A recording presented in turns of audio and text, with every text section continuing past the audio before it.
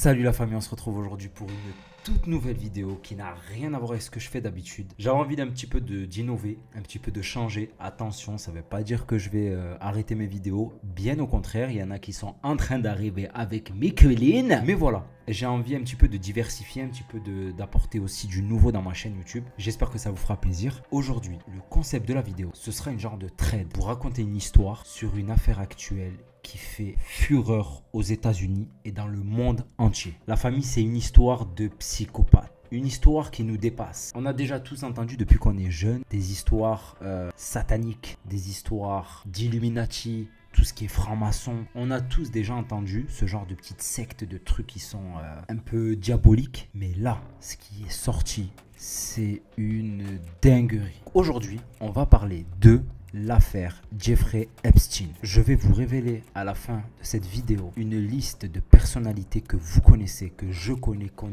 connaît tous, qui seraient apparemment, et je dis bien apparemment parce que moi, j'ai pas envie qu'on vienne me tomber dessus, apparemment, c'est sûr, qui seraient concernés par l'affaire de Jeffrey Epstein. Et sachez que c'est une affaire très sombre. On va commencer par le tout début. Qui est Jeffrey Epstein? Alors Jeffrey Epstein, c'est un mec, il est né en 1953 à Brooklyn, à New York. Il est issu d'une famille juive de classe moyenne. Donc voilà, à la base, c'était un mec tout à fait normal. Il était prof de maths et de physique. Et par la suite, c'est devenu un grand homme, un grand businessman qui a côtoyé énormément de gens. En fait, clairement, il est rentré dans la finance. Il a fait carrière dans la finance. Et c'est grâce à ça qu'il est devenu milliardaire. Donc vraiment, c'est devenu un mec grave influent, qui avait du pouvoir et qui connaissait encore une fois beaucoup de monde, mais qui était vraiment dans des affaires très sales. Il a également fait partie de nombreuses histoires de fraude, mais il a fait partie d'une des plus grandes histoires de fraude de l'histoire américaine. Mais lui, subhanallah, il a été acquitté. Voilà, donc il a rien eu par rapport à cette affaire de fraude, mais voilà, c'est une des affaires les plus wa'ra de toute l'histoire des fraudes américaines. Imaginez le gars dans quoi il était déjà. Après, moi, je vous dis la vérité, t'es milliardaire, frère. Je pense que tu pètes un câble. Ouais, j'étais là, tu peux avoir ce que tu veux. Demain, je t'offre quoi? Je t'offre un jet, je t'offre une île, je t'offre 7 immeubles. En fait, t'as plus la notion de rien. Et je pense qu'en fait, les gens, ils perdent la raison. Et ils deviennent tellement fous et perdus qu'ils se mettent à faire des trucs très sombres. Et moi, je vous dis la vérité, ça me ferait peur d'être milliardaire. Ça me ferait trop peur d'être milliardaire, d'avoir tout ce que je veux, de rentrer dans un milieu sale, sombre comme ça. Laissez-moi à découvert, laissez-moi dans le rouge, laissez-moi très loin de tout ça, ça me va, merci. On va commencer par le commencement. Ce mec, Jeffrey Epstein, bon, on va l'appeler Jeffrey, c'est beaucoup plus rapide parce que je vais pas m'amuser à dire Jeffrey Epstein tout le long de la vidéo. Tranquille. Donc, il faut savoir que déjà en 1998, Jeffrey, il a acheté une île. L'île qui se surnomme Little St. James. C'est une île qui est située aux Caraïbes. Donc déjà, il faut savoir que tout a commencé là-bas. Dans cette île, il a déjà, dès le début, été accusé par une de ses victimes de pas moins de 16 ans, qu'il organiserait apparemment dans cette île des fêtes et des orgies. Alors par contre, Anaya, je ne suis pas ici pour faire la définition des mots bizarres. Vous avez qu'à aller chercher sur internet ce que c'est une orgie. Merci, au revoir. Donc voilà, apparemment dans cette île-là, il faisait des trucs très sales. Il organisait voilà les fêtes et voilà les trucs très bizarre. Il faut savoir qu'entre 2002 et 2005, Jeffrey faisait beaucoup d'allers-retours entre ses résidences de New York à Palm Beach, à Paris. Dans ces résidences, il aurait apparemment fait venir plusieurs fois des mineurs de pas plus de 14 ans. Je sais pas si vous vous imaginez. 14 piges, les gars. On voit déjà à qui on a affaire. Donc en fait, il faut savoir qu'il bougeait de résidence en résidence. Il faisait New York, Palm Beach, il repartait à New York. Et dans son jet privé, parce que monsieur avait un jet privé, c'est logique, il va pas partir en trottinette électrique alors qu'il est milliardaire. Dans son jet privé, il abusait apparemment de mineurs pendant ses déplacements en jet privé. Et écoutez-moi bien, ce mec-là, Epstein, il avait un agenda sexuel. Oui, vous avez bien entendu, un agenda. Je me fais des to-do list pour aller aux courses, pour savoir si j'ai pas oublié de faire des papiers et de remplir des factures. Non, il avait une to-do list, agenda avec juste des noms de femmes. Et le truc que j'ai trouvé le plus dégueulasse, vous savez qui tenait son agenda sexuel? C'était sa conjointe, Ghislaine Maxwell. C'était elle-même qui s'occupait de recruter des jeunes filles. La plupart des filles qu'elle recrutait, c'était des filles qui venaient de milieux défavorisés. Ça, jusqu'ici, ça m'étonne même pas. C'est des gens qui ont du pouvoir, qui ont de l'argent. Très facile de détourner des mineurs quand t'es dans ce milieu-là, quand t'es milliardaire, etc. Ça m'écoeure.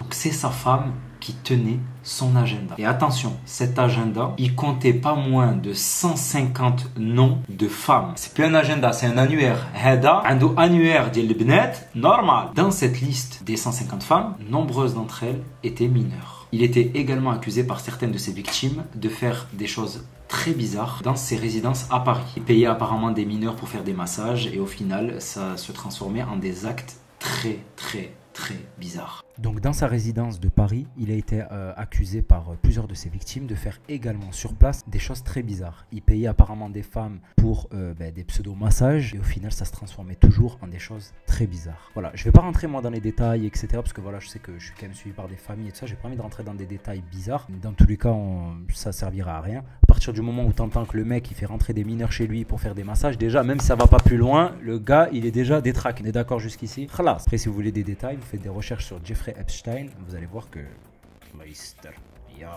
en 2008, il a été accusé d'incitation à la prostitution de mineurs. Mais là, les procureurs préparaient du lourd sur lui. Ils avaient un dossier ma'ammar comme ça. Il n'y avait pas moins de 36 victimes dans ce dossier-là. Vous imaginez 36 victimes, 36 potentielles personnes qui ont pu se faire violer, qui ont pu participer à des choses très bizarres avec ce mec. Donc là, c'était du lourd qui arrivait sur lui. Chose incroyable, donc il y a eu son procès. Ses avocats, tu imagines bien que quand tu es milliardaire, tu as des avocats, c'est laisse tomber, c'est du analyst kitching. Ils ont trouvé un accord. Il fallait qu'il plaide coupable sur des faits mineurs de prostitution, mineurs, des petits faits, et qu'il paye les victimes. Encore une fois, l'argent. C'est-à-dire voilà, le gars il est milliardaire, voilà, il va juste payer et c'est tout. Et par la suite, il éviterait à vie la prison. C'est un truc de malade mental. Le gars il a 36 victimes derrière lui. S'il a de l'argent, on va faire un accord et il va éviter la prison à vie. C'est-à-dire que les meufs ne pourront jamais revenir, en gros se retourner contre lui. Prends l'argent et tu fermes ta gueule. Sauf qu'il y a un problème dans tout ça. L'accord, il a été fait avant d'en avertir les victimes. C'est-à-dire qu'en fait, quand les victimes, elles ont été tenues au courant de cet accord, l'accord était déjà passé. Donc en gros, c'était trop tard. Elles pouvaient rien dire et elles ont signé. Donc au final, il s'en sort avec 13 mois de prison et il est inscrit sur la liste des délinquants sexuels. Moi, je trouve que pour un gars qui a eu des problèmes avec 36 victimes, c'est pas grand chose. 13 mois de prison, je suis sûr que là, je vais aller voler une brique de lait à Aldi. Je peux les avoir les 13 mois de prison, il n'y a pas de souci. Je vais un peu de hashish, hop, je peux même avoir 13 ans, c'est un truc de fou. Mais bon, il écope que de 13 ans. En 2015, il est à nouveau accusé de choses similaires par une américaine, Virginia Roberts. Elle était âgée de 31 ans et elle a accusé de faits similaires quand elle avait 17 ans. Elle l'a accusé d'avoir, écoutez bien, elle l'a accusé Jeffrey Epstein, d'avoir été utilisé comme esclave sexuel à son service, mais également à celui de ses amis. Parce qu'il faut savoir une chose, Jeffrey a été accusé de toutes ces choses. Mais comme je vous l'ai dit, c'est un mec qui fréquentait beaucoup de grandes personnalités. Retenez bien, grandes personnalités. Quand vous allez voir la liste, vous allez tomber de haut. Il aurait été indiqué qu'il fournissait des esclaves sexuels à ses amis et ses connaissances. Donc voilà, il prêtait des gens à ses amis, ses connaissances, des professeurs d'université, etc. Un truc de fou. Entre-temps, voilà, il y a eu de nouvelles plaintes, plein de choses similaires. Je ne vais pas tout vous raconter pour pas que la vidéo fasse 2 heures. Et je vous conseille d'aller vous renseigner sur cette histoire et vous allez voir le nombre de victimes qu'il y a eu de cette personne. Il faut savoir, Jeffrey était très proche de Donald Trump. Très proche. Même que Donald Trump, il aurait eu des propos en disant « Oui, lui et moi, on est un petit peu pareil, on aime le même style de femme, un peu plus jeune que nous. » Bref, au final, il s'est désolidarisé de Jeffrey Epstein et a nié tous les faits en gros qui pourraient le concerner dans cette histoire. En gros, il s'est désolidarisé totalement de Epstein. Il était proche également de Bill Clinton et il aurait embarqué apparemment plusieurs fois dans son jet privé.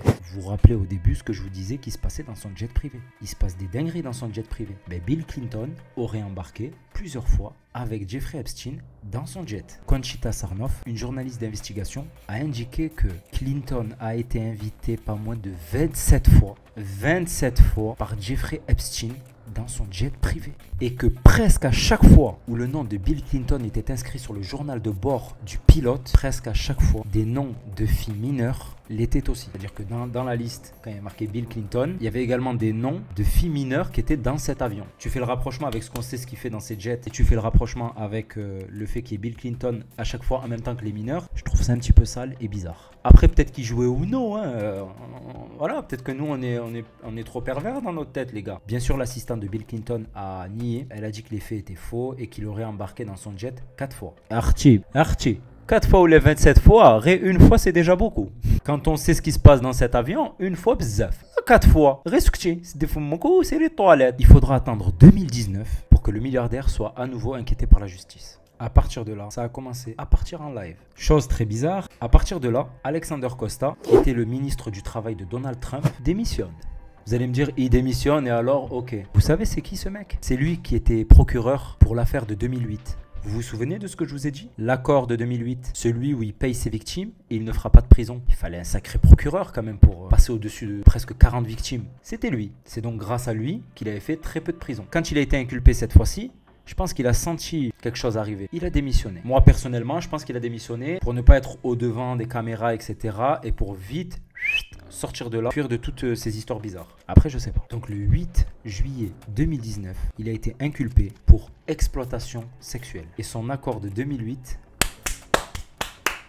Terminé, tout le monde descend. Il y avait de nouveaux éléments apportés au dossier. Ce qu'il fait que son accord était mort. À la poubelle! Son accord ne valait plus rien. Il y a de nouveaux éléments qui ont été rapportés au dossier, ce qui fait que l'accord était caduc. Il était obsolète, il était out, il était finito pipo, tout le monde descend, la caméra elle a failli tomber. Il a donc été incarcéré au Metropolitan Correctional Center à New York. Et c'est là où il a trouvé la mort. Alors il faut savoir que sa mort, c'est une énigme. Il faut savoir que ce mec, il était enfermé dans une pièce où normalement, il est impossible de se tuer, de se foutre en l'air, de se suicider. C'est impossible. Il a été retrouvé le 10 août 2019 à 6h30 du matin. Les gardiens étaient en train de distribuer le petit déjeuner. Et il a été retrouvé inanimé dans sa cellule. Il était agenouillé avec un drap autour du cou. Et le drap serait apparemment attaché au-dessus de sa couchette. Pour un endroit où tu peux pas te suicider, ça avait l'air très facile dans ce qu'on a entendu quand même. Il a été indiqué qu'il était mort, ça faisait à peu près 2 heures. Écoutez bien, ils ont essayé de faire un massage cardiaque. Les autres prisonniers, ils ont entendu « Réveille-toi Epstein, réveille-toi Epstein, nanana. » Il est mort. Mais il faut savoir que son décès a déclenché un scandale aux États-Unis. Sa mort a été vue comme un moyen pour de nombreuses personnalités d'échapper à des accusations de malade mental. Comme je vous ai dit, ce mec, il côtoyait que des grands, que des hauts placés, que des gens que nous on voit à la télé. Et lors de son procès, il y a une liste qui devait sortir. Ah, c'est bizarre, il est mort. Une autopsie a été faite sur le corps qui ont conclu à une mort par pendaison. Sauf que un autre médecin légiste engagé par la famille de Epstein a conclu un possible étranglement. C'est-à-dire que vous avez des médecins qui ont dit non, il s'est pendu, mais t'en as d'autres qui ont été engagés par la famille qui ont dit non, il est mort parce qu'il s'est fait étrangler. Après ça, il y a eu des enquêtes, etc. qui ont été ouvertes par le FBI. Et de là, tout a été secoué.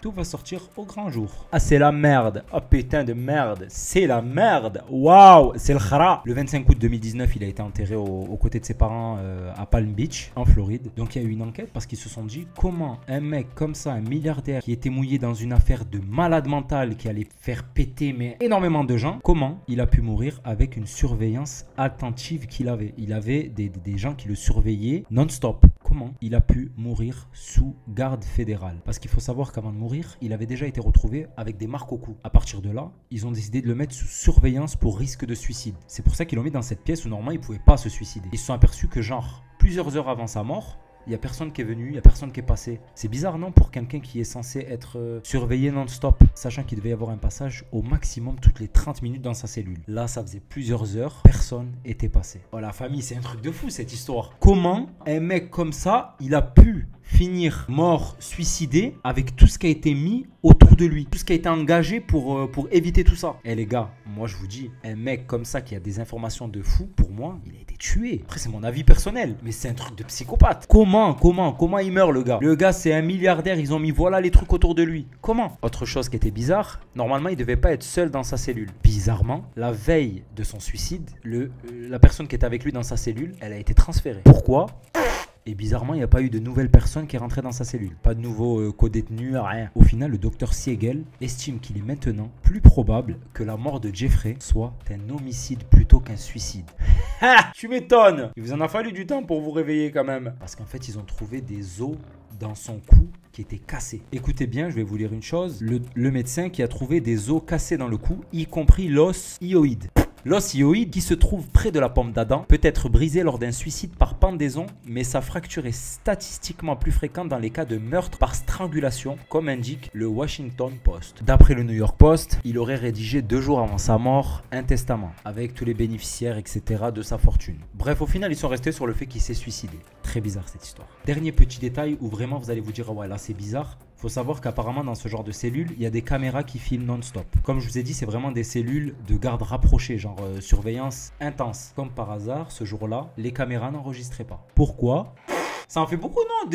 Pour une histoire de psychopathe comme ça. Et là, les gars, c'est le drame. Écoutez bien, plus de 4 ans après s'être donné la mort avant d'avoir pu être jugé, Jeffrey Epstein continue de faire les gros titres de l'actualité américaine. Écoutez bien, dans une décision en date du 18 décembre dernier, c'est très récent comme je viens de vous le dire, la magistrate fédérale de Manhattan, Loretta Preska, a en effet ordonné la révélation des noms de quelques 180 personnes, clients, complices, victimes liées au réseau de proxénétisme orchestré par le sulfureux financier, un document de 50 pages qui devait être dévoilé sous les 14 jours au plus tard, autant dire aujourd'hui. Aujourd'hui, la justice estime qu'il n'y a plus de lieu de garder cette liste secrète, estimant que plusieurs noms ont été dévoilés dans la presse, y compris dans le cadre d'interviews accordées par les principaux intéressés. C'est-à-dire que la justice, ils se sont dit, à quoi bon? Ça en parle de partout. Aujourd'hui, on va sortir la liste. Vous allez être choqués. N'oubliez pas que cette liste, la famille, c'est une liste de personnes d'après Jeffrey Epstein, qui aurait donné tous ces noms avant de mourir. N'oubliez pas, la famille, que toutes ces personnes, c'est des personnes qui se seraient rendues sur l'île Little St. James. C'est quand même une île qui est baptisée par les médias l'île de la pédophilie, l'île de l'orgie. Bref, c'était une île de trafic sexuel de mineurs. Et toutes les personnes qui seraient sur cette liste feraient partie de ce genre de trafic. Alors imaginez, moi je me dis quoi? Je me dis, le gars Jeffrey Epstein, avant de mourir, oh t'es là, t'as les plus grands milliardaires autour de toi. Mais bien sûr qu'on va te faire taire. Bien sûr que tu vas fermer ta bouche. C'est un truc de fou. Il a la liste de personnes, vous allez être choqués. Donc pour moi, il fallait le faire taire, ce mec. Il avait du sale à sortir, il avait des trucs de fou. Sauf qu'avant de mourir, il avait déjà tout noté. Donc la famille, je vais vous donner un maximum de noms de personnes que je pense qu'on connaît à peu près tous. Je ne peux pas tous vous les citer, mais ce serait apparemment la liste qui serait actuellement sortie de toutes les personnes ayant visité l'île Little St. James. Je prends toujours des pincettes, je vous dis apparemment, c'est une liste qui est en train de tourner partout. Et comme je vous ai dit, la justice américaine a indiqué qu'ils allaient sortir les noms. Donc là, il y a une liste qui est sortie. Ça coïncide avec les dates. Donc, je garde quand même les pincettes. C'est pas moi qui sors cette liste. Elle est déjà sortie. C'est parti. Il y aurait apparemment des gens comme Angelina Jolie, Barack Obama, Ben Affleck, Beyoncé, Bill Gates, Bruce Willis, Céline Dion, Demi Moore, David Koch, Eminem, George Clooney, Gwen Stefani, Hillary Clinton, Jay-Z, Jim Carrey, Joe Biden, John Legend, Katy Perry, Lady Gaga, Madonna, Miley Cyrus, Naomi Campbell. Et vous savez que Naomi Campbell, il y avait déjà eu beaucoup d'histoires par rapport à ce genre de choses envers elle. Oprah, Orlando Bloom, Paris Hilton, Pharrell Williams, le prince Charles, le prince Andrew, Rihanna, Robert De Niro. Je suis choqué.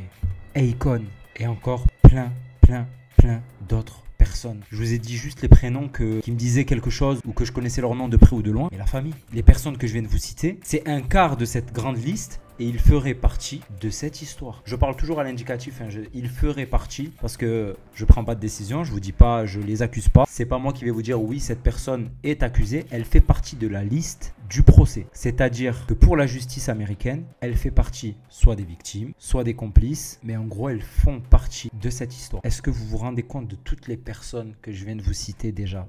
C'est un quart de ce qu'il y a, la famille. Vous vous rendez compte, la famille? C'est un quart de la liste. La liste, elle est immense. Allez sur Internet, vous allez pouvoir la regarder. Mais au final, depuis qu'on est petit, quand on nous dit les Illuminati, les pactes avec le diable, etc., la plupart du temps, on te dit ouais, t'es complotiste, t'es un malade, et t'imagines que, et blablabla, et blablabla. Vous trouvez pas que ça se ressemble? Alors certes, quand on dit Illuminati, souvent on dit des rituels sataniques, des sacrifices, etc. Mais je suis désolé, des trafics de gamins, c'est quoi? C'est pas pactisé avec le diable de faire ça? Vous imaginez que dans la liste, il y a même le directeur de la CIA. Waouh, c'est une dinguerie. Waouh, c'est une dinguerie. Alors moi, ça me choque pas dans le sens où... bien sûr que je savais que pour moi, les grandes stars, elles font des trucs bizarres et tout ça, bon bref. Mais là, les gars, c'est marqué noir sur blanc. Là, ce qui est en train de se passer, c'est un truc de fou. Elon Musk aussi, il a été lié de près ou de loin avec Jeffrey Epstein. C'est un truc de fou. Toutes les personnes qu'il y a au-dessus, là. Parfallah. Apparemment, sur cette île, ils obligeaient des mineurs à faire des danses, à se déshabiller, à abuser d'eux. En gros, ils faisaient du trafic sexuel de mineurs. Ils s'échangeaient les gamins entre eux. Ah, c'est trop sale. C'est une histoire trop sale. En tout cas, la famille, la seule chose que je dis, c'est que les victimes méritent justice. Tu peux être milliardaire, tu peux être tout en haut de la pyramide, là. Tu peux faire ce que tu veux. Il y a un bon Dieu. Comme on dit chez nous, Hasbillah wa ni'mal wakil. La meilleure justice, les gars, pour moi, elle vient du Tout-Puissant. Ces gens-là, ils pensent s'en sortir en faisant du sale, en faisant du mal mal comme ça, ils s'en sortiront jamais. Ils paieront un jour ou l'autre. En tout cas les gars, soyez fiers et soyez heureux d'avoir la vie que vous avez. Vous vous rendez pas compte, on est tous là, ouais je veux être riche, je veux être... vas-y donne-moi 1 million d'euros, ok. Donne-moi 2 millions, 3 millions. Mais frère, laisse-moi loin des milliardaires, voilà. Laisse-moi loin de tout ce pouvoir, de toutes ces choses sales. Voilà la famille, dites hamdoulilah de la vie dans laquelle on vit. Nous, on fait pas partie du même grade. Tout ce qu'on imaginait de plus sale, ça existe. En tout cas, c'est une histoire de malade. Et restez bien connectés. Informez-vous bien sur internet de cette histoire. C'est pas prêt d'en finir. C'est pas prêt d'être terminé. Voilà la famille, c'est la fin de cette vidéo. J'espère vraiment que vous avez kiffé ce concept. Moi, j'ai kiffé échanger avec vous sur ce sujet. C'est une histoire qui m'a fasciné. Genre, je suis trop rentré dedans. Moi, j'aime trop les délires. Déjà, quand j'étais petit, genre, j'aimais trop les trucs Illuminati et tout ça, faire mes recherches, regarder, etc. Après, comme je vous ai dit, moi, je vous ai exprimé des faits que j'ai relayés d'articles de presse. Moi, ce que je vous ai relayé, c'est des faits que j'ai vus sur des articles de presse, Le Monde, Libération, bref, sur Google. En aucun cas, je n'estime avoir la vérité complète sur cette affaire. Je précise, parce que j'ai pas l'argent pour aller m'embrouiller avec eux, tu vois. Je suis pauvre, laissez-moi pauvre. Donc voilà, moi, je vous ai fait avec les connaissances que j'ai sur tout ce qui se dit dans les articles de presse des médias les plus connus.